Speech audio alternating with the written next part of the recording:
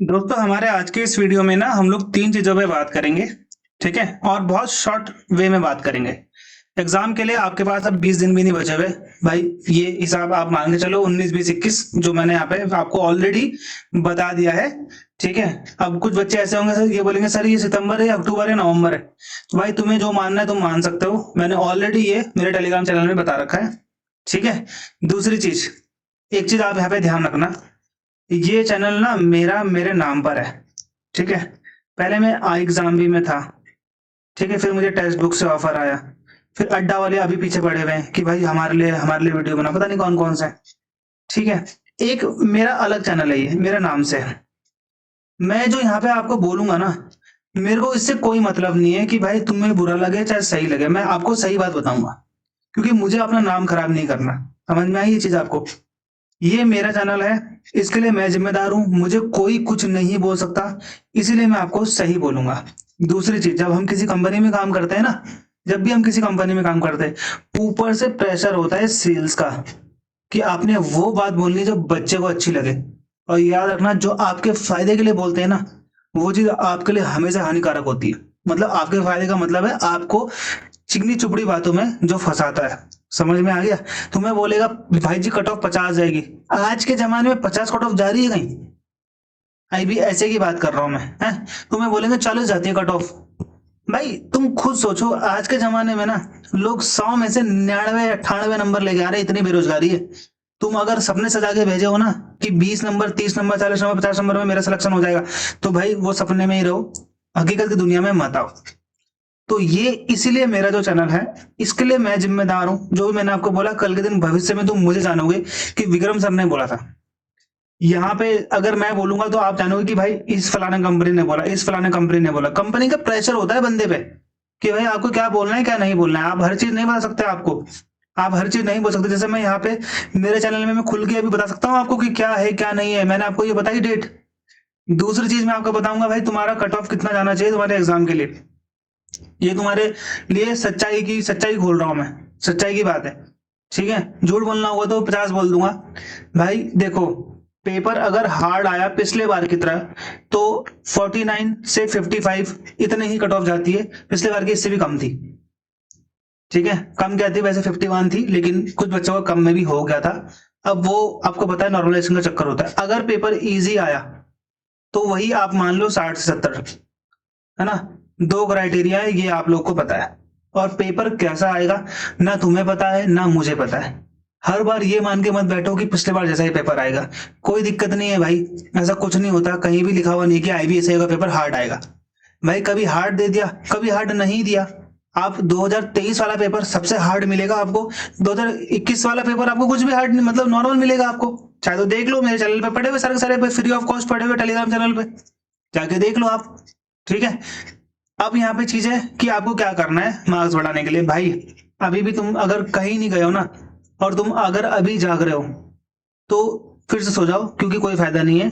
ये मैं उसके लिए बता रहा हूं जो भाई करना चाहता है सीरियसली और जो पढ़ रहा है।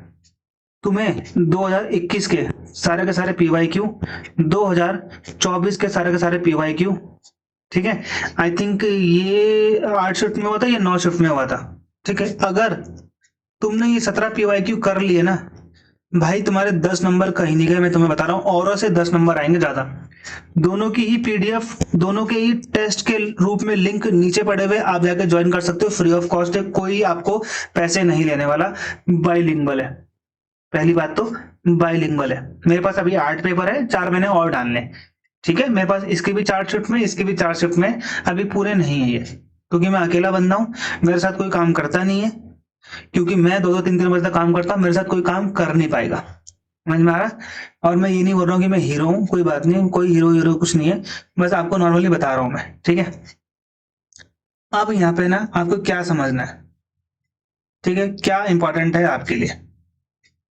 ठीक है, दूसरी इंपॉर्टेंट चीज जो यहाँ पे आपको बता रहा हूं मैं, अब आपको यहाँ पे क्या करना है। ये तो आपके 10 नंबर बढ़ा देगा। भाई करंट अफेयर कहीं से भी अगर आप पढ़ते हो, मैगजीन अगर आप नहीं पढ़ रहे हो आईबीएसआई के लिए, और अगर तुम वन में पढ़ रहे हो, किसी की वीडियो देख के पढ़ रहे हो, कहीं से पढ़ रहे हो, मंथली कंपाइलेशन पढ़ रहे हो किसी का, 1 घंटे में जैसे मैं देखा था ना, 1 घंटे में 1 महीने का करंट अफेयर, तो भाई तुम्हारा 1 घंटे में नाम बाहर हो जाएगा मेरिट लिस्ट से, कोई दिक्कत वाली बात नहीं। तुम्हें लग रहा है कि तुम्हारे 1 घंटे पढ़ने से, current affair, monthly current affair पढ़ने से तुम्हारा सिलेक्शन हो जाएगा, तो भाई कर लेना, फिर कोई दिक्कत वाली बात नहीं है। ठीक है, तो वो सब वैसे चीजें नहीं होती हैं जैसा आपको यहाँ पे लग रहा है कि मैं 1 घंटे 1 महीने वाला करंट अफेयर पढ़ लूंगा, या फिर 2 घंटे वाला रिवीजन या फिर महा रिवीजन कर लूंगा, तो उससे मेरा 1 महीना कवर हो जाएगा, ऐसे मैं आपके 12 महीने कवर कर लूंगा। नहीं होता भाई, डीपली पढ़ना पड़ता है। ठीक है, ऐसी करंट अफेयर पढ़ो कि आपका जीए भी कवर हो जाए, मैंने आप लोग को बताया था उस टाइम पर भी। ठीक है, और यहाँ पर मैं कुछ अपनी बड़ाई नहीं कर रहा हूँ, ना ही मैं अपने ये बोल रहा हूँ कि आओ मेरे पास आओ, लो मेरा कोर्स लो, भाई मत लो, लेना है लो वरना मत लो, कोई दिक्कत नहीं है। अपना को फायदा जितना होता है उतना हो चुका है, अभी मेरे को आगे उससे कोई मतलब नहीं है। समझ में आ गई ये चीज आपके लिए? ठीक है, इसीलिए तुम्हारे फायदे की बात बोल रहा हूं मैं कि भाई अगर तुम्हें लगता है कि YouTube से पढ़कर सिलेक्शन हो जाएगा, तो भाई एक बार आप वो भी ट्राई करके देख लो। YouTube में बड़ी बड़ी कंपनियां के बारे में बात कर रहा हूँ, छोटे मोटे जो लोग हैं वो तो एक बार के लिए मेहनत कर लेते हैं आगे बढ़ने के लिए।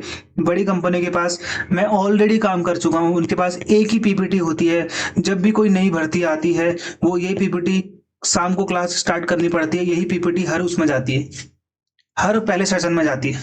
आप चाहे तो खुद भी मिला के देख लेना। मैंने कल देखा एक IBSA के सेशन में बंदा कंप्यूटर पढ़ा रहा था, कंप्यूटर। भाई कहाँ से आ गई कंप्यूटर, सोचो आप, खुद ही सोचिए आप।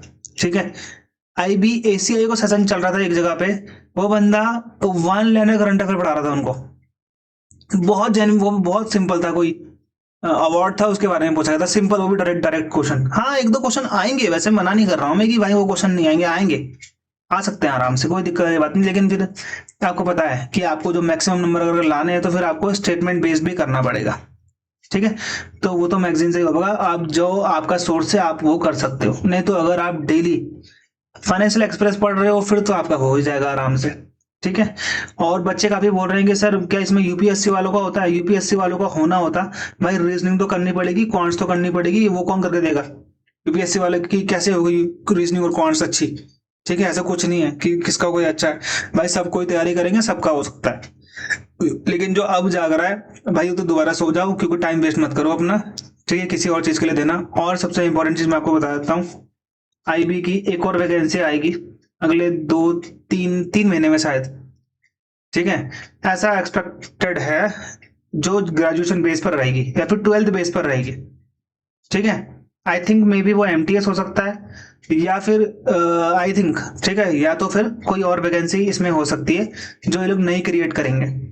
ठीक है, इसके बारे में पूरा मैं आपको नहीं बता सकता, लेकिन ये वीडियो मैं आपको तब दिखाऊंगा 3 महीने बाद, जब मैं आपको बताऊंगा कि देखो ये वैकेंसी आ गई है और ये रही मेरी वीडियो, जाके देख लेना। तो IB के लिए हम पहले ही आपको बता देते हैं ताकि आप लोग पढ़ना स्टार्ट कर दो।